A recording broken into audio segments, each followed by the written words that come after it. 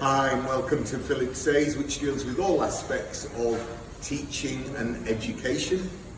Although overlooked, a teacher can be critical and should be critical in education, either inspiring students to the subject or going the opposite, making the students detest the subject. Let's face it, we all remember our best and our worst teachers. We very rarely remember the guys in the middle.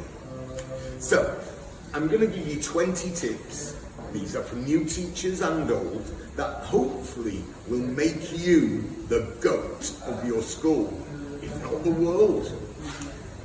I'm not going to count them, I'm not going to go 1 to 20, so up to you to decide what the tips are. Right, here we go. Never be late to class. Punctuality is crucial.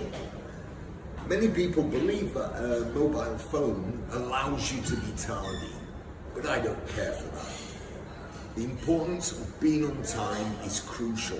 And as with many aspects of teaching, it's show, don't tell. Too many teachers lecture students about this rule and that rule, and they break it themselves.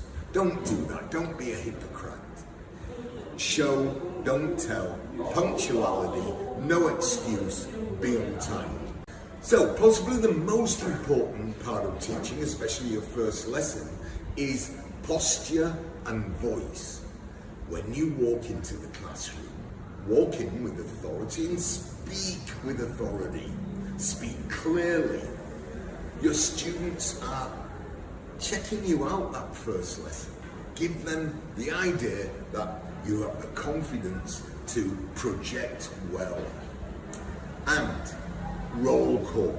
Don't do roll calls except your first lesson. In your first lesson, it's quite crucial. John, Peter, Mary, you're getting responses, your first response is from a student. But after that, all you do is anybody missing, no, move on, who's missing, John. But don't roll calls every lesson, my God, what a waste of time. Every lesson should be maximized, and doing roll call doesn't work. Okay, check the students have the correct materials. Each teacher is different, but for me, a notebook, pencil case, ruler, marker pen, which I feel are essential because of course they highlight things. Okay, all crucial in a lesson. Another thing, once you put the marker, you will know within a week or two which students are neglected.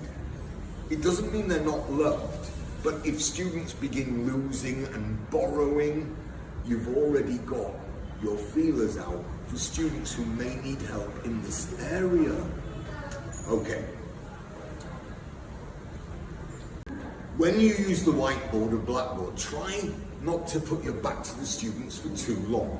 If you're 5 minutes, 10 minutes writing on the whiteboard, rethink your strategy. Use handouts. But the idea that you've got your back to the students for 5-10 minutes doesn't work. Learn names as quickly as possible. Once you're on a first name basis, the quicker you've learned the names, including the quiet ones. It's easy to remember the loud ones, but try to learn the quiet ones. So you're involving the whole class. You're almost becoming a team immediately doing that. Remain standing most of the time. There's no excuse for being sat half the lesson, 2/3 the lesson. Use the classroom. Go round the class.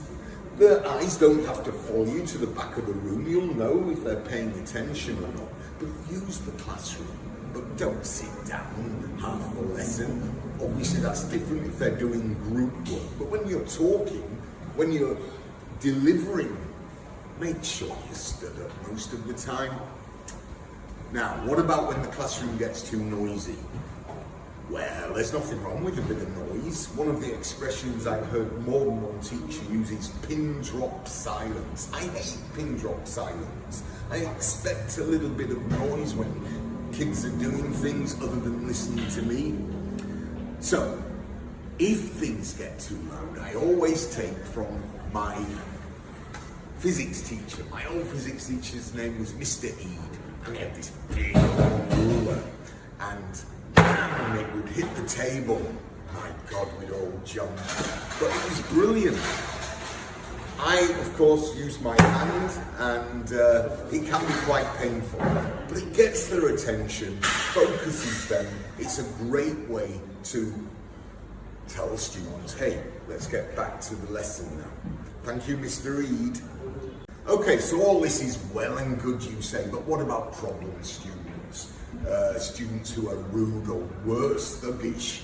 Well, I'll be the first to admit I was lucky to work all my life in education in Asia, specifically Jakarta and Bali. So most of the students were perfect, but of course we did have problem students. What I would say here is, if you're working in an inner city, we're not gods, we're not miracle workers. If you've got 10 students who don't want to learn, get out of the class. Find a different school, find a different occupation. Don't waste your time, and to an extent theirs. But what to do with a problem student? Okay, so I'm going to give you 2 don'ts. First, don't raise your voice. I have a naturally loud voice, so I don't have to worry. But some people can tend to shout at a student, and that's not good. You're slightly losing your authority. And the second, even bigger mistake, because you totally lose respect of the class, is to send the student out of the classroom, whether it's outside or whether it's, oh, you have to go to the principal. You, as a teacher, should and must deal with that student. How would I do it? I would suggest at the end of the class, sitting them down. Now notice I say sit down. If you have a problem with a teacher, a parent, a student, and both sides are a little upset, you must sit down. Standing up can increase the aggressiveness. So you've sat them down and you've discussed the problem and hopefully sorted it out. The bottom line is you do have to sort these problems out. You can't let it carry on to the second, third lesson. You will lose your respect.